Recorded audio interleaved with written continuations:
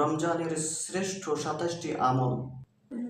আসসালামু আলাইকুম ওয়া রাহমাতুল্লাহি ওয়া বারাকাতুহু। নাহমাদুহু ওয়া নুসাল্লি আলা রাসূলিহিল কারীম, আম্মা বাদ।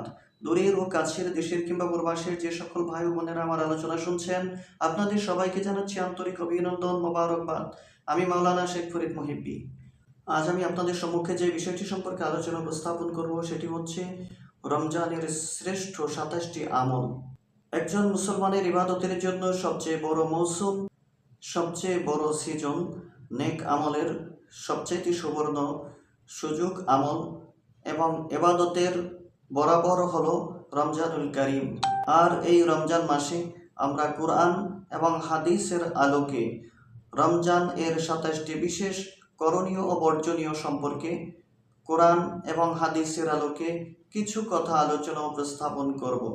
আর রমজান মাস উপলক্ষে যে বিশেষ ২৭টি আমল সেগুলি হচ্ছে: ১ নম্বর আমল রমজানের চাঁদ দেখা। ২য় নম্বর আমল সিয়াম সাধনা করা, রোজা রাখা। প্রত্যেক প্রাপ্তবয়স্ক সুস্থ মস্তিষ্ক সম্পন্ন নারী এবং পুরুষ মুসলমান হয়ে থাকলে তাহলে আল্লাহ তাআলা তার উপর দিনের বেলায় রোজা ফরজ করেছেন। ৩য় নম্বর আমল রমজান মাস উপলক্ষে রাতের বেলায় তারাবি নামাজ আদায় করা। ৪র্থ নম্বর আমল সাহরি করা। রমজান মাসে সেহরি করা উত্তম। ৫ নম্বর আমল সেহরি রাতের শেষ দিকে খাওয়া। সেহরি খাওয়ার জন্য উত্তম আমল হচ্ছে রাতের শেষ প্রহর অর্থাৎ শেষের দিক। ৬ষ্ঠ নম্বর আমল রমজান উপলক্ষে ইফতার করা। রমজান মাসে সন্ধ্যায় যখন আপনি ইফতার খাবেন, ইফতারের মাধ্যমে আপনি একটি সুন্নাহ পালন করলেন। ৭ নম্বর আমল ইফতার তাড়াতাড়ি করা, ইফতার বিলম্ব না করা। আমরা অনেকে আছি ইফতার অনেক দেরিতে করে থাকি, এটা ঠিক নয়। ৮ নম্বর আমল ইফতারের দোয়া পড়া।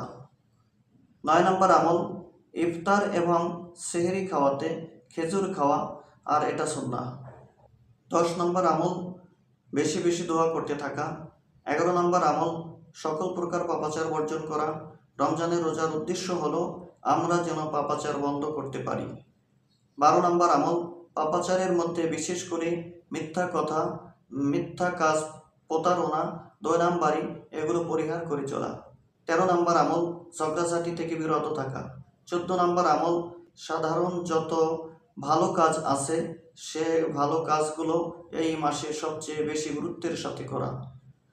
১৫ নম্বর আমল ইবাদতের সাথে ইস্তেগফার করা। ১৬ নম্বর আমল রোজাদারকে ইফতার করানো।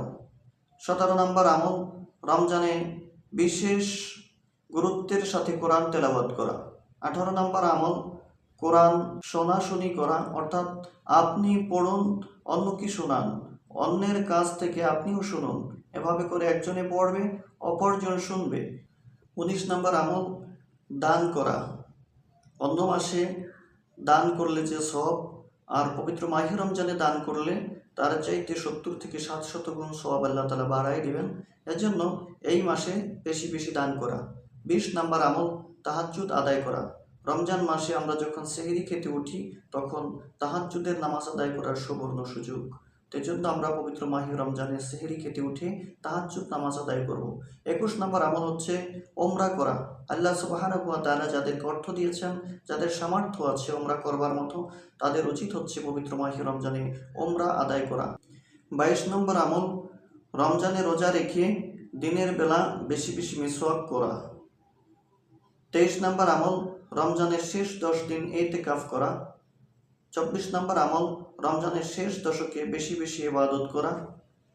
২৫ নম্বর আমল লাইলাতুল কদর তালাশ করা। বিশেষ করে পবিত্র মাহে রমজানের শেষ দিকে ২১, ২৩, ২৫, ২৭, ২৯ অর্থাৎ বিজোড় রাত্রিগুলিকে কদর তালাশ করবার লক্ষ্যে বিশেষ করে ইবাদত বন্দেগী করা। ২৬ নম্বর আমল লাইলাতুল কদর পেয়ে গেলে দোয়া পড়া।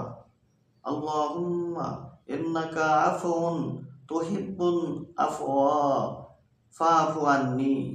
২৭ নম্বর আমল রমজানের শেষে ফিতরা আদায় করা। আল্লাহ সুবহানাহু ওয়া তাআলা আমাকে এবং সকল মুসলমানদেরকে এই ২৭টি আমল মেনে চলবার তৌফিক দান করুক। আমিন। আসসালামু আলাইকুম ওয়া রাহমাতুল্লাহি ওয়া বারাকাতুহু।